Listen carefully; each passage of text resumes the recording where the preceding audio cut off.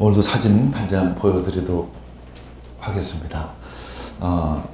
토루소 벨베데레라는 작품이죠. 몸통만 남은 그런 작품입니다.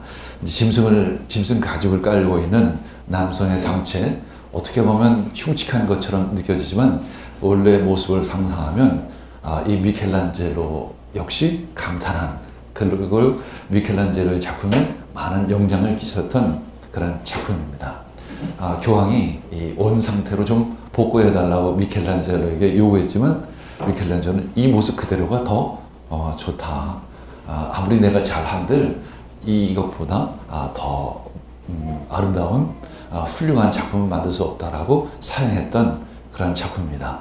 오늘 여러분들에게 이 사진을 보여주는 이유는 오늘 나의 몸을 어떻게 사용할 것인가, 이런 질문입니다. 우리가 쾌락을 위해, 즐거움을 위해, 아니면 어떤 일을 위해, 누군가 섬기기 위해, 누군가를 위해서 희생하기 위해 나의 몸을 드릴 것인가, 아니면 나만을 위해 살 것인가, 이 질문을 우리는 듣고 이것에 대한 답을 오늘 해야 할 줄 믿습니다. 요즘 영성곡 중에 저는 별로 못 봤는데 너도 인간이니라는 제목의 연주곡이 있습니다. 진짜 사람 같은 로봇이 등장을 하죠. 재벌 회장은 이제 며느리로부터 손자를 빼앗아서 자기 뜻대로 마치 로봇처럼 훈련을 시킵니다. 서종길 이사라는 사람은 경영국을 장악하기 위해 그 재벌 2세를 암살하고 이제 재벌 3세까지 이제 죽이려고 계획하고 있습니다. 반면에 로봇인 이 남신은 오히려 인간적인 모습을 보여주죠. 그 인간의 소중함, 그 가치를 잘 지킵니다. 왜냐하면 그 로봇에게 입력된 첫 번째 원칙이 로봇은 인간에게 해를 입혀서는 안 된다. 그리고 위험에 처한 인간을 모른 척해서도 안 된다라는 것이 첫 번째 원칙이었기 때문에 그렇습니다. 어쩌면 우리들의 삶의 원칙이 도리어 이 원칙이 되어야 할 것 같습니다. 어떤 이웃에게도 해를 끼치지 않으면 안 되고, 또 어려움에 처한 우리 이웃을 섬겨야 하는 것이 바로 우리 그리스도의 모습이 아닌가라는 생각이 듭니다. 왜 우리는 그 로봇을 만들까?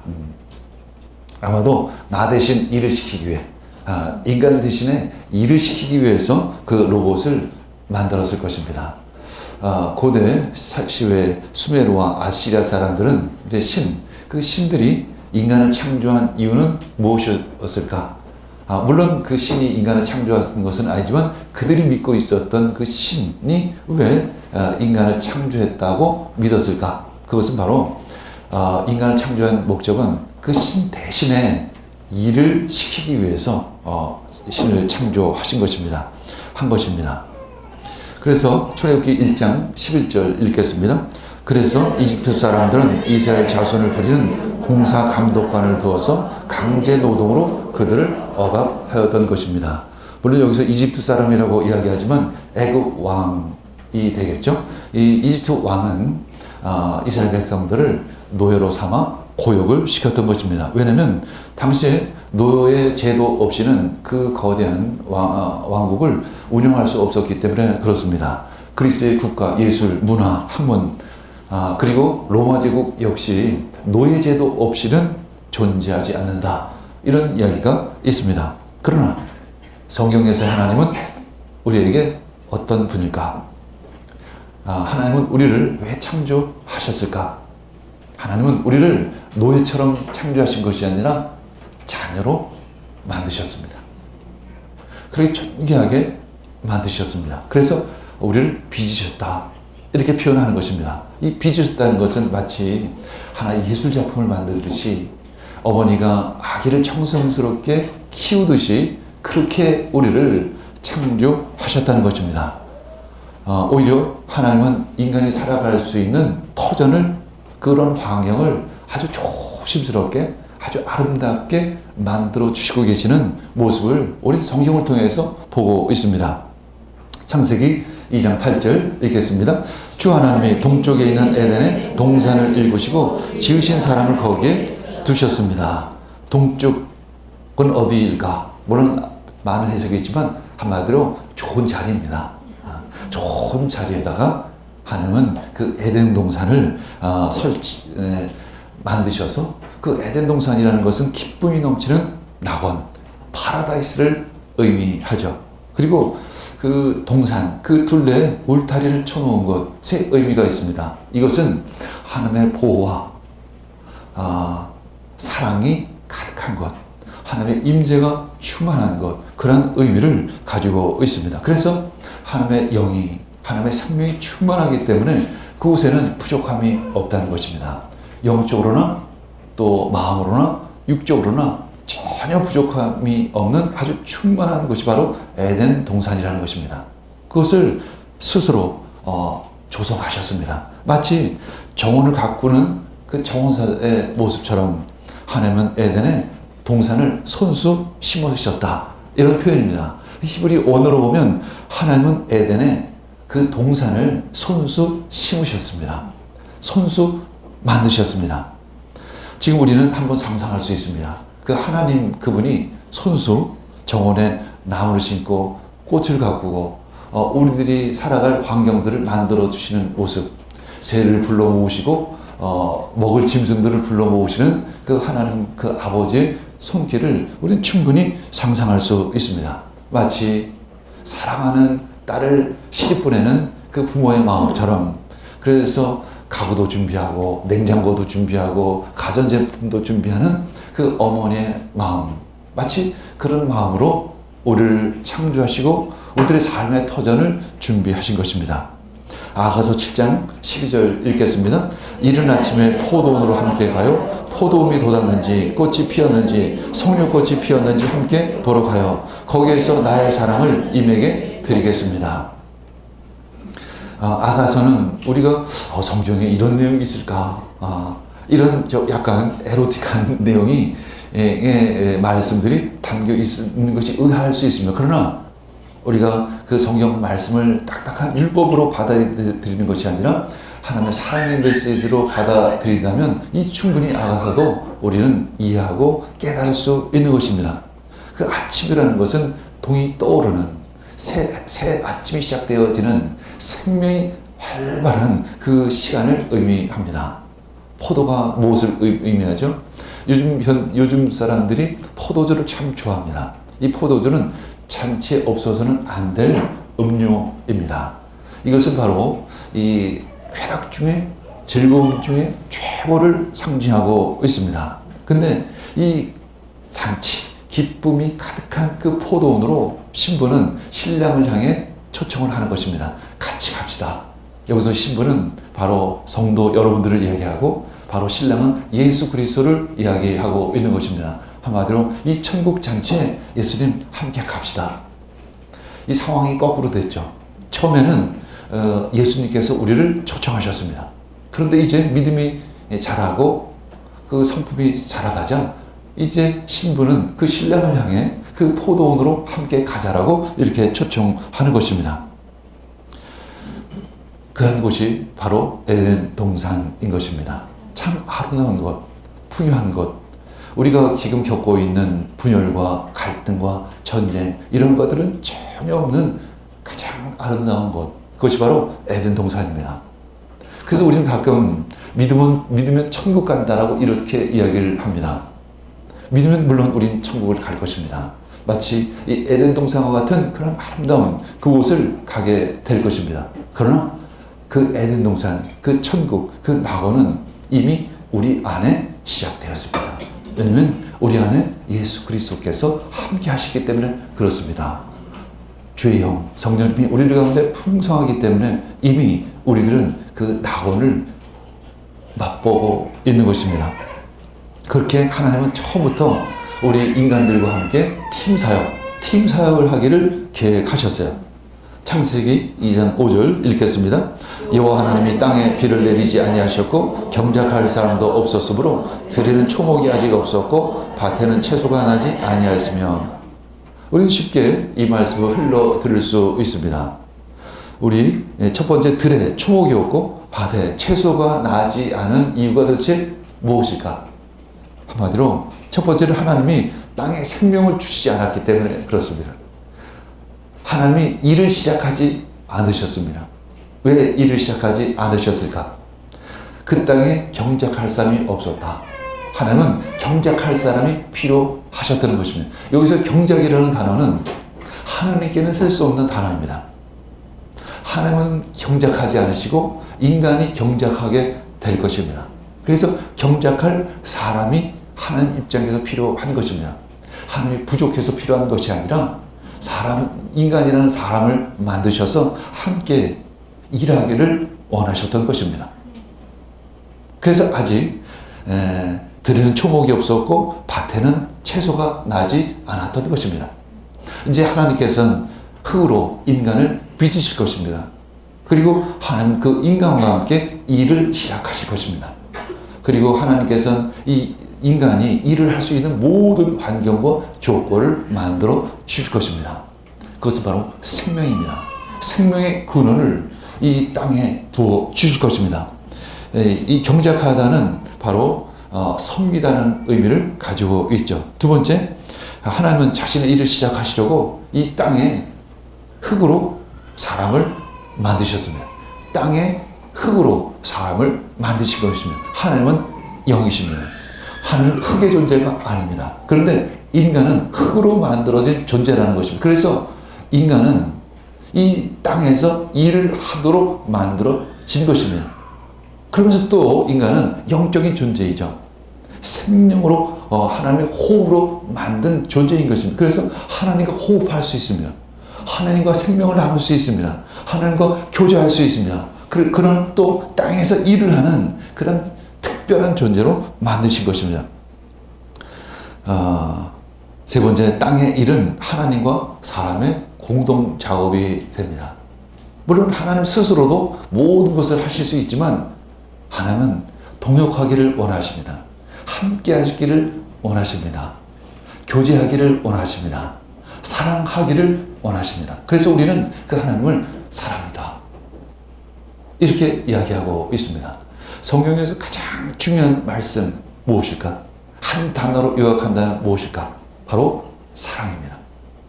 어떤 율법 박사가 예수님께 질문했습니다. 성경 말씀을 한마디로 요약하면 도대체 무엇입니까? 예수님이 대답하십니다. 하나님을 사랑하고 또 이웃을 사랑해라. 사장과 직원이 함께 땀 흘려 일하는 모습을 상상할 수 있습니다. 그리고 사장님은 성과가 좋을 때는 보너스를 나눠줍니다. 아주 두둑히 나눠줍니다. 자신이 갖기보다는 직원들을 더 배려합니다. 반면에 또 경영이 어려울 때는 직원들을 함께 그 사장님과 함께 그 짐을 짊어지는 그런 아름다운 모습도 보여집니다. 스스로 사장님 이 회사가 어려우니까 보험을 좀 깎죠. 올해 보너스를 저희들이 안 받겠습니다. 이런 아름다운 조화로운 그런 관계, 그런 직장이 되어지기를 원합니다.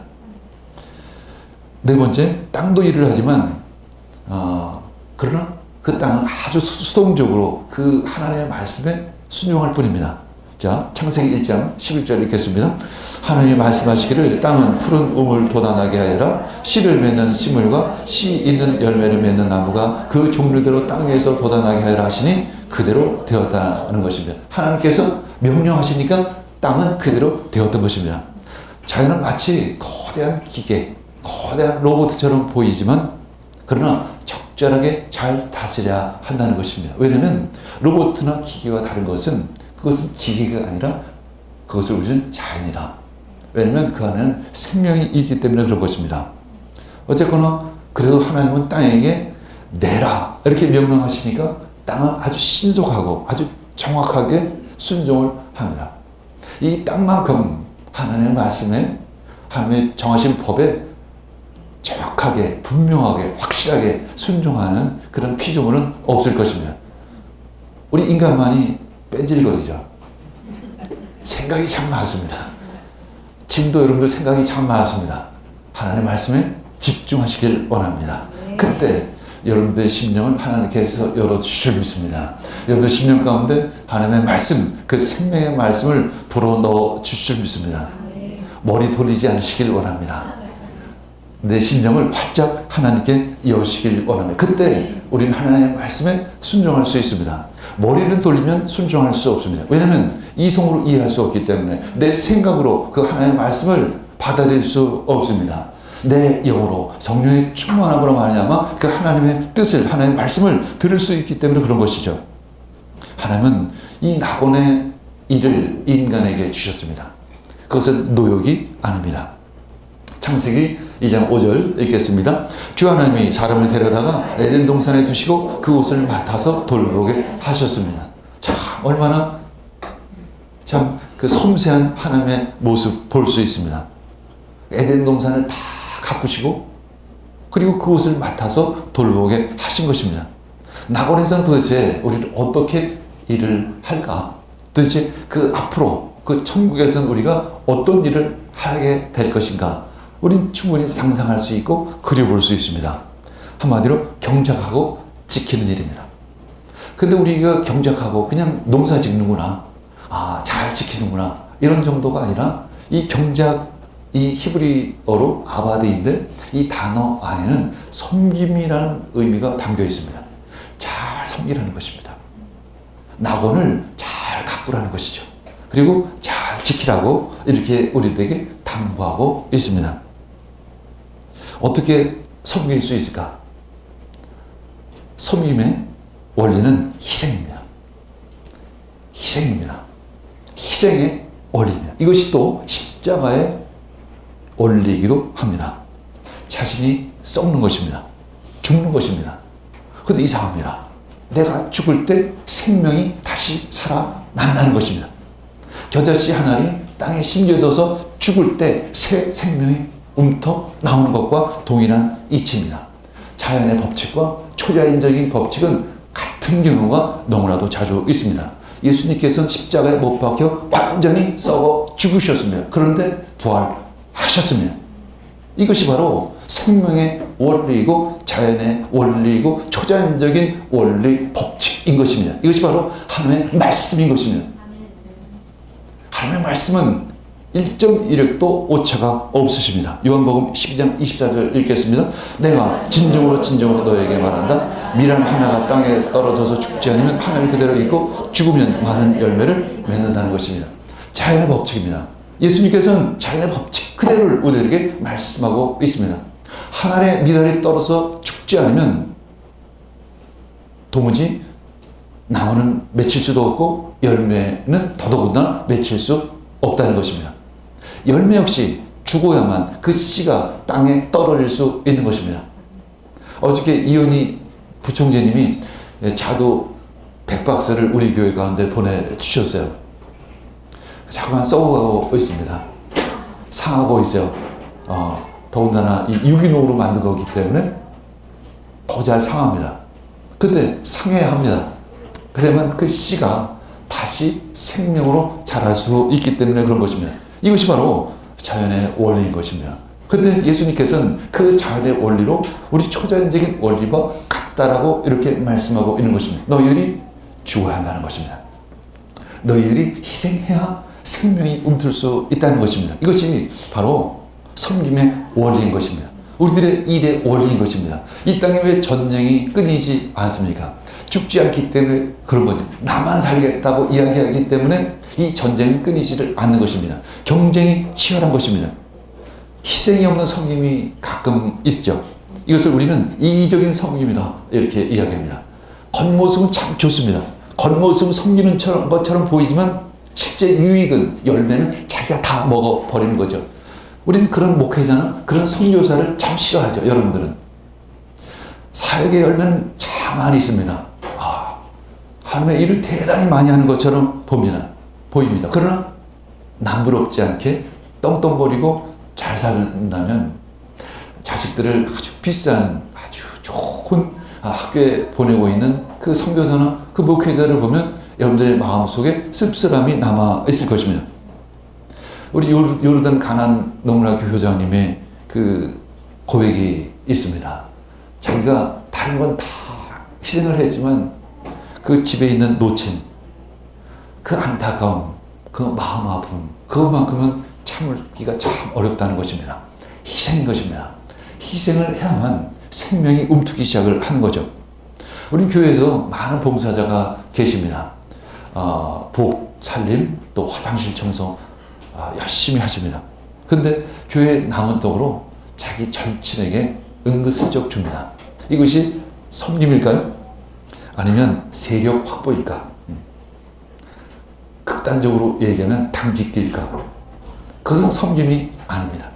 그것은 세력 확보이고 그것은 당직기가 될 것입니다. 한마디로 나쁜 것입니다. 보기에는 좋습니다. 저는 그런 모습을 절대 칭찬하지 않습니다. 악하다고 이야기할 것입니다. 부엌살림을 도맡아서 하지만 그 안에서 대장 노릇하는 종종 있는 일입니다.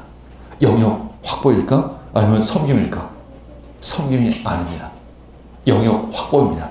세력 확보입니다. 그곳에는 생명이 일어날 수 없습니다. 분열, 싸움만 있을 수밖에 없습니다. 작은 곳이지만 또 다른 의미의 전쟁이 일어날 수밖에 없는 거죠.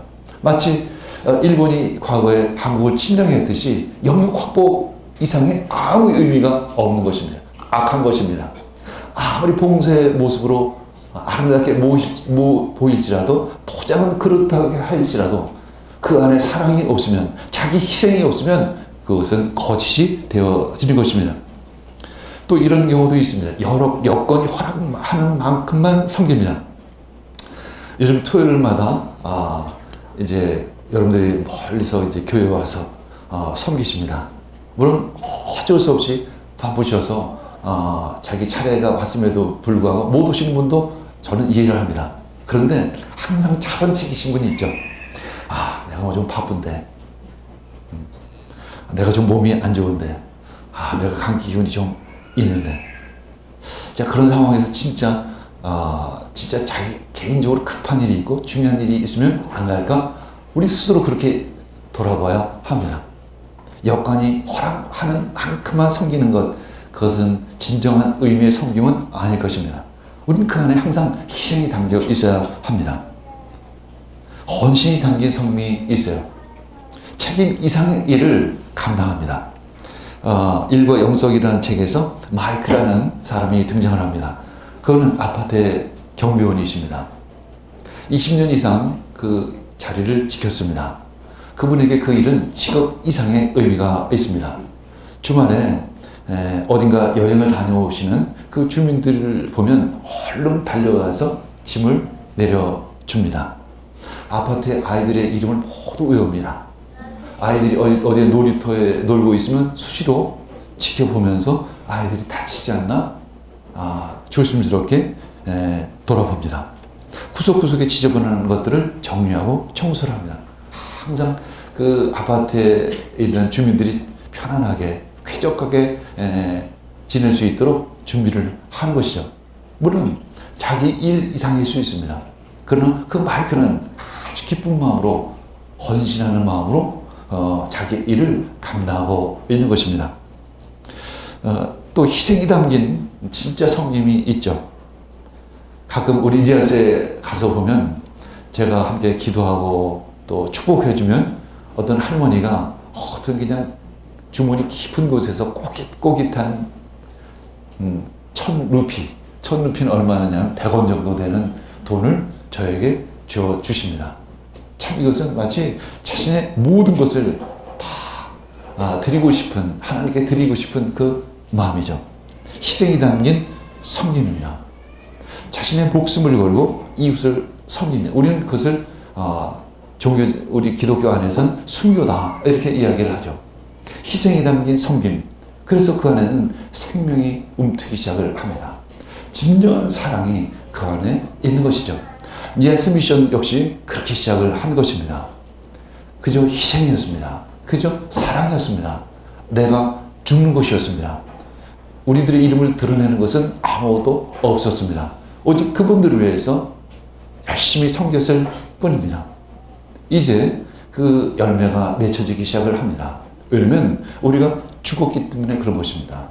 우리가 죽어야만, 하늘의 미련이 땅에 썩어서 죽어야만 새 생명이 움틀 수 있는 것입니다. 우리 가끔 길에 쓰레기가 널려 있는 것을 보죠. 그럼 저는 이 얘기합니다. 좀 봉투에 좀 잘 싸서 버리지. 저렇게 아무 데나 버릴까? 그러면서 그냥 지나치기도 하고 어떨 때는 투덜거리면서 청소하기도 합니다. 사실 투덜거리면서 청소하는 것은 그렇게 큰 은혜는 되지를 않죠. 계속 씩씩거립니다. 하루 종일 그렇게 기분이 썩 좋지는 않습니다. 우리 아파트에서 이제 엘리베이터를 딱 들어갔는데 엘리베이터 안에 오물이 떨어진 것을 봅니다. 김치 국물이 막 이렇게 바닥에 떨어진 것을 보죠. 아주 냄새가 지독하게 풍깁니다. 그때 우리는 짜증낼 수도 있죠. 바로 경비원 아저씨한테 전화해가지고 도대체 아저씨 뭐 하십니까? 이렇게 이야기할 수도 있을 것입니다. 그러나 우리가 진정 희생이 있는 헌신이라고 한다면 그래 누가 짐을 여러 개 들고 가다가 실수로 김치 국물을 엎드렸는데 어떻게 닦을 수가 없으니까 그렇게 그냥 갔나 보다. 내가 먼저 봤으니까 내가 청소해야지 하면서 아주 기쁜 마음으로 콧노래를 부르며 청소를 합니다. 그리고 나면 이상하게 내 마음 깊은 곳에서 기쁨이 샘솟듯 하기 시작을 하는 것입니다. 우리는 그런 것들을 자주 경험해야 합니다. 오늘 처음부터 큰 희생을 하려고 하지 않으시길 원합니다. 작은 희생, 그 맛을 느끼기를 원하세요. 작은 기쁨, 작은 희락, 그것은 작은 희생으로부터 시작이 될 것입니다. 이 희생적 섬김으로 훈련되어질 때 우리는 진정 성숙한 사람이 되어지는 것입니다. 저 사람 참 인격이 참 좋다. 참 저 사람은 깊이가 있어. 이런 이야기를 우리는 듣게 되어지는 것입니다. 그런데 이 원죄로 인해서 더 이상 이 땅은 하나님의 생명, 그 축복이 임할 수가 없었습니다. 왜냐하면 하나님은 우리들과 함께 일하고 싶었는데 우리가 거부한 것입니다. 하나님의 말씀을 거부한 것입니다. 그래서 하나님은 더 이상 우리들과 함께 일할 수가 없었습니다. 사람의 타락은 그 일의 근본 개념이 완전히 바뀌어 버렸습니다. 이 낙원에서의 이 일이 그냥 노역으로 바뀌어 버린 것입니다. 섬김이 아니라 이제는 욕망입니다. 탐욕입니다. 지키는 것이 아니라 뺏는 것이 되어져 버린 것입니다. 마치 고양이에게 생선을 맡긴 격이 되어 버린 것이죠. 그래서 창세기 3장 17절 읽겠습니다. 남자에게는 이렇게 말씀하셨다. 내가 아내의 말을 듣고서 내가 너에게 먹지 말라고 한 그 나무의 먹었으니 이제 땅이 너 때문에 저주를 받을 것이다. 넌 죽는 날까지 수고를 하야만 땅에서 나는 것을 먹을 수 있을 것이다. 상황이, 일의 개념이 완전히 바뀌어 버린 것입니다. 우리들이 지금 일을 하고 있는 모습이 바로 이후의 모습인 것입니다. 주일날 밤이면 내일 아침에 또 직장을 나가야 하는구나. 저도 한 30년 가까이를 그렇게 주일을 보냈습니다.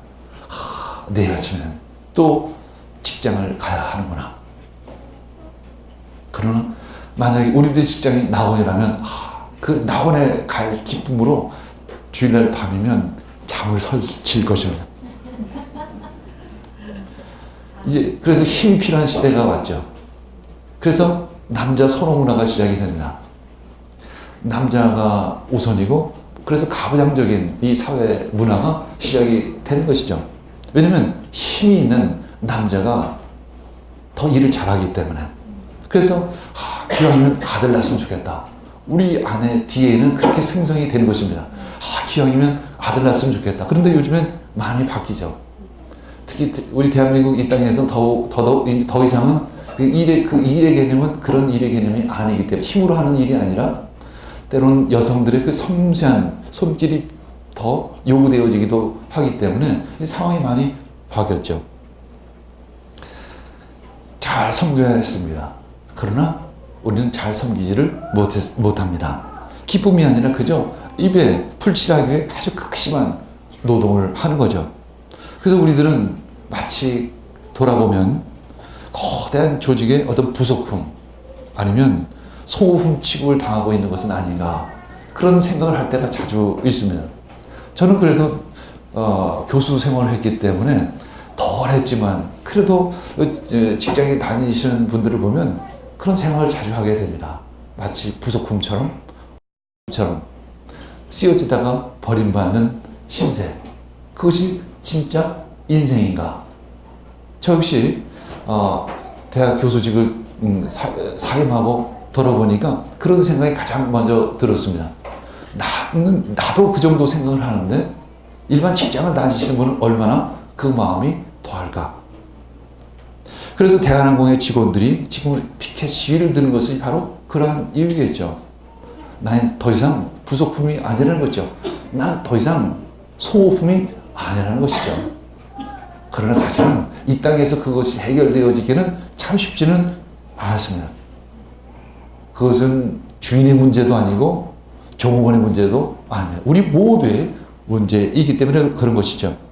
아시아나 항공의 그 협력 업체들이 분노하는 이유 역시 자신들이 그저 소모품처럼 취급당했다는 것이 화가 나는 것입니다.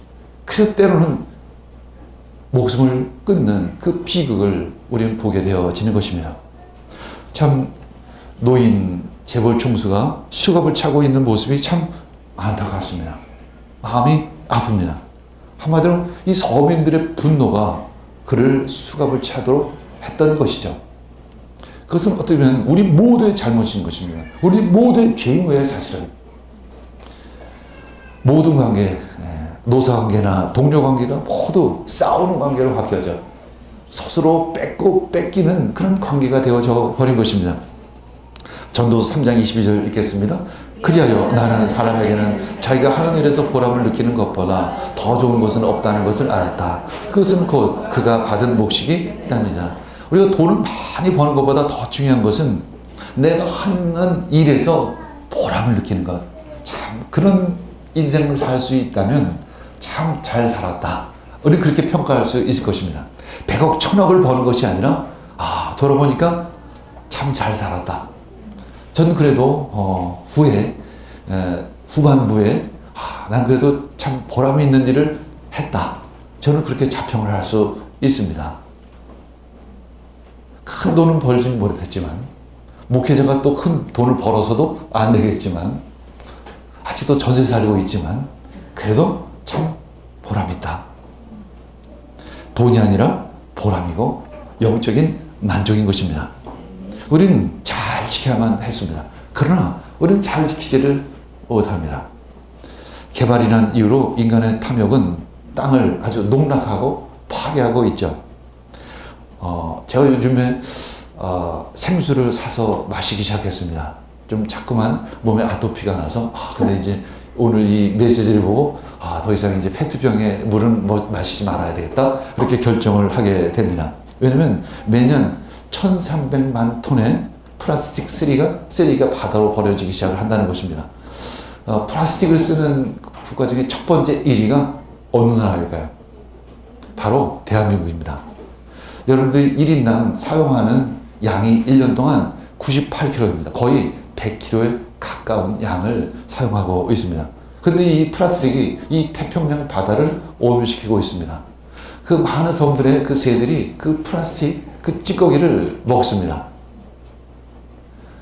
그래서 죽어가고 있습니다. 그리고 플랑크톤이나 이 작은 그 미생물들이 이 플라스틱에 오염되어지기 시작합니다. 그러면 물고기가 그 플랑크톤을 또 먹죠. 그럼 물고기를 우리가 먹습니다. 결국 우리가 버린 그 플라스틱이 우리 몸속으로 다시 들어온다는 것입니다. 그래서 환경단체인 오션 클리업이라는 데서 조사를 했는데 물론 이제 그런 쓰레기가 좀 많은 지역을 집중적으로 조사를 했겠죠. 바다 한 부분을 태평양해를 그랬더니 플라스틱이 오히려 플랑크톤보다 180배나 더 많이 있었다는 것입니다. 인간의 손에서 벌어진 이 플라스틱이 다시 우리 몸속으로 들어온다는 것입니다. 이제 우리도 가능하면 이 플라스틱 쓰지 않기를 원합니다. 그리고 가능하면 우리 재활용할 수 있도록 해야 하는 것이죠. 우리는 이 땅을 잘 지키지를 못했습니다. 또 우리는 잘 나누어야만 했었습니다. 그러나 우리는 잘 나누지를 못했습니다. 지난 7월 3일에 전북 남원의 한 주택에서 부자가 숨진 채 발견되었습니다. 왜냐하면 가난 때문에 그랬습니다. 빈곤 때문에 그랬던 것이죠. 현장에는 121만 원이 든 종이 봉투가 놓여져 있었습니다. 그 봉투에는 이런 글씨가 써 있었습니다. 집주인 할머니 정말 죄송합니다. 그 주인 할머니가 그 부자에 대해서 이야기하기를 참 착하고 선한 분이었다. 언제나 가난하지만 남 돕기를 참 좋아했는데 이런 이야기를 합니다. 그러나 우리는 그분들을 돕지를 못했던 것입니다. 잘 나누었지만 그러나 잘 나누지를 못했던 것이죠. 이제 우리는 잘 다스리고 잘 지키고 잘 나눠야 하는 것입니다. 이것이 바로 주님의 부르심인 것입니다. 이것이 바로 선림인 것이죠. 아직도 7억 6,700만 명이 1.90달러, 한마디로 빈곤 계층에 있다는 것입니다. 이 1.90달러가 어떤 선인데 이 빈곤 선입니다. 빈곤 선 밑에 있는 사람이 7억 6,700만 명이라는 거죠. 지금부터 1990년도만 해도 18억 5천만 명이었는데 그래도 비교적 많이 줄어든 숫자인 것입니다. 우리도 역시 이 성령 운동과 가난 운동을 통해서 니아스와 그리고 나가는 데 빈곤을 해결하기 위해서 극복하기 위해서 함께 애쓰고 수고하고 있습니다. 우리도 역시 성령 운동과 가난 운동 더 열심히 더 힘있게 해야 될 줄 믿습니다. 순종은 그 생명의 충만함을 가져왔습니다. 그래서 이 하나님의 말씀이 능력이 있다는 것이죠. 그것은 그저 책에 있는 글 정도가 아니에요. 다른 그 종교에도 경전이 있는데 뭐 그런 정도의 글이 아닙니다. 이것이 바로 생명의 말씀인 것입니다. 이 생명의 말씀을 따라 살 때 이 땅이 회복되어지고 마치 낙원처럼 잘 살게 되어지는 것입니다. 반면에 불순종은 빈곤, 전쟁, 그리고 무한대의 경쟁을 가져오는 것입니다. 모든 것이 싸움입니다. 우리 30-40년 전, 한 20-30년 전만 해도 목욕탕에 가면 서로 때를 밀어줬어요. 요즘 뭐 청소년들은 전혀 상상할 수 없는 그런 모습이겠지만 요즘 때 밀어드릴까 이런 얘기 잘 안 하죠.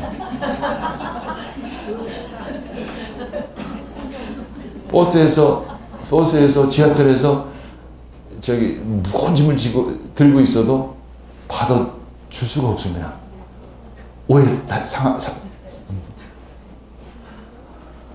참 무서운 세상입니다. 아니 더 가난해진 삶이 아닌데 이만큼 잘 살게 되어졌는데 왜 삶이 더 각박해졌을까요? 한번 그 질문을 가만히 해보세요. 여러분 잘 살면 잘 살수록 더 각박해집니다. 왜일까요? 아니 잘 살면 더 여유가 있어야 하는데 가난한 사람이 더 인간적이고 가난한 사람이 더 나눔의 마음이 있다는 것이죠. 그래서 저는 참 인도네시아가 좋습니다. 참 지하스가 좋습니다. 왜냐하면 가난하지만 그래도 나누고자 하는 마음들이 있기 때문에 그런 것이죠. 딱 서울에 오면 딱 두 글자가 생각이 납니다. 각박. 아주 각박의 영이 딱 인천공항 그 활주를 딱 내려오는 순간 그 각박의 영을 저를 엄습해 오기 시작합니다. 전 참 싫습니다. 좀 여유로웠으면 좋겠습니다. 좀 나누었으면 좋겠습니다. 서로 섬기고 서로 희생했으면 참 좋겠습니다. 그럼 다 좋을 텐데 더 좋은 나라, 더 좋은 사회가 될 텐데 그래서 예수님께서 십자가에 못 박혀 죽으신 것입니다. 그래서 우리들의 구원을 위해서 죽으신 것입니다. 단지 우리를 천국에 똥 보내기 위해서만이 아니라 이 나라를 회복시키기 위해서 하나님의 나라를 이 땅 가운데 부어 주시기 위해서 예수님께서 십자가에 못 박혀 죽으신 것입니다.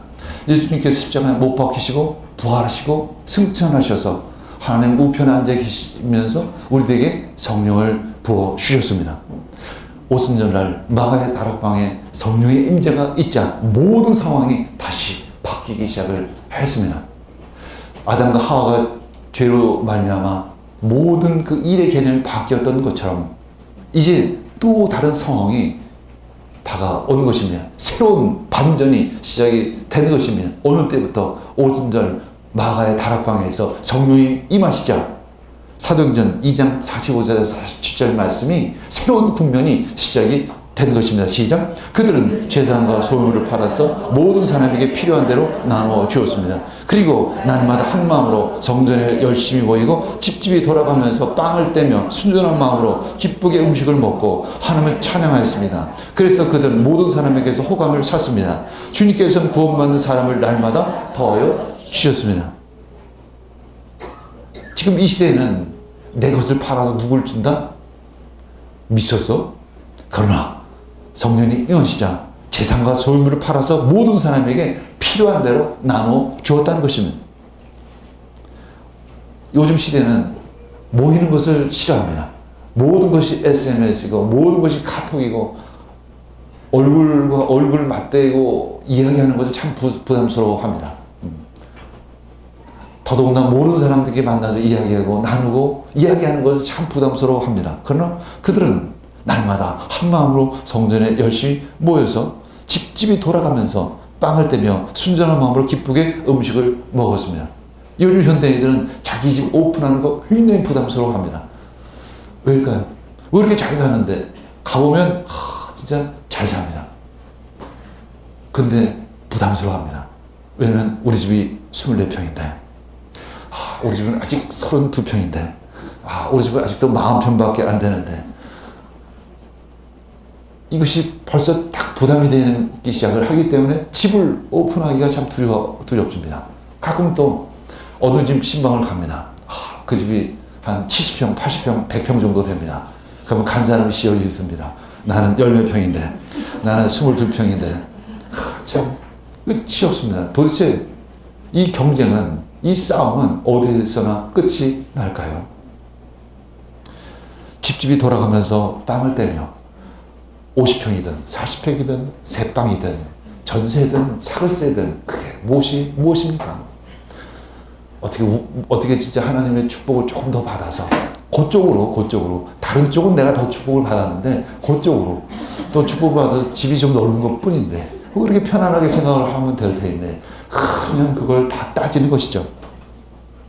순전한 마음으로 기쁘게 함께 음식을 나누고 그것이 김치든 그것이 열무김치든 열무국수든 가리지 말고 서로 나누며 함께 먹을 수 있는 그런 관계가 되었으면 참 좋겠습니다.